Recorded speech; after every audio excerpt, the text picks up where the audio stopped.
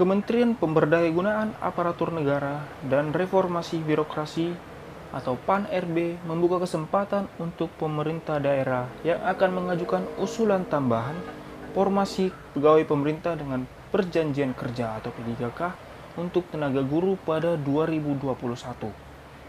Pengajuan usulan untuk formasi guru P3K akan diperpanjang sampai tanggal 31 Desember 2020 melalui aplikasi e-formasi Kementerian PAN-RB, ujar PLT. Deputi Bidang SDM Aparatur Kementerian PAN-RB Teguh Wijinarko pada pengumuman seleksi guru P3K tahun 2021 yang disiarkan langsung dari kanal YouTube Kemendikbud RI. Berdasarkan data terakhir, ada 174.077 formasi guru P3K yang telah diusulkan oleh 32 provinsi, 370 kabupaten, dan 89 kota. Pemerintah pusat mendorong Pemda untuk memaksimalkan usulan formasi untuk guru P3K berdasarkan kebutuhan masing-masing daerah. Teguh Wijinarko menjelaskan, dengan jalur P3K, persyaratan usia pelamar mulai dari 20 tahun hingga 1 tahun sebelum batas usia pensiun pada jabatan yang dilamar. Untuk jabatan guru, usia akhir adalah 59 tahun. Nah, ini artinya kepada guru-guru yang non-PNS mulai dari usia 59 hingga 30 tahun yang belum PNS masih bisa mendaftar.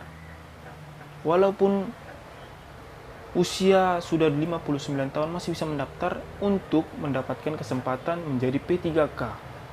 Karena akan ada tunjangan kepada guru-guru yang telah menjadi P3K.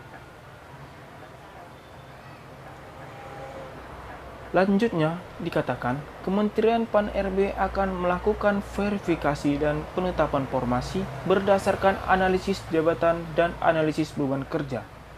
Selain itu, data pokok pendidikan atau Dapodik Kementerian Pendidikan dan Kebudayaan juga menjadi dasar pertimbangan.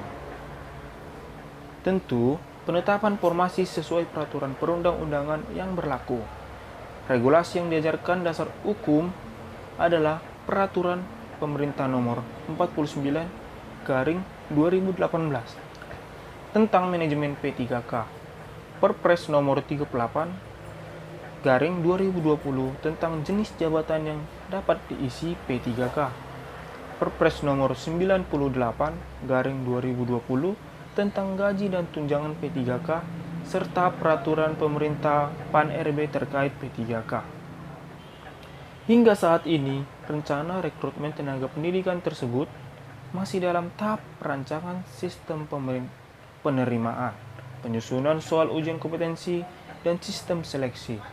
Selain Kementerian PAN-RB dan Mendikbud, proses tersebut juga melibatkan Badan Kepegawaian Negara atau BKN, Badan Pengawasan Keuangan dan Pembangunan atau BPKP, Badan Cyber dan Sandi Negara atau BSSN, serta Badan Pengkajian dan Penerapan Teknologi atau BPPT. Kementerian PAN-RB akan menetapkan peraturan Kementerian PAN-RB sebagai dasar hukum pelaksanaan rekrutmen tersebut, tegas Teguh Wijinarko.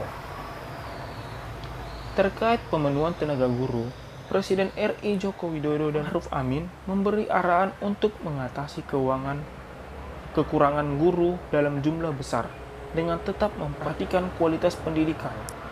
Rekrutmen ini adalah salah satu langkah pembangunan sumber daya manusia.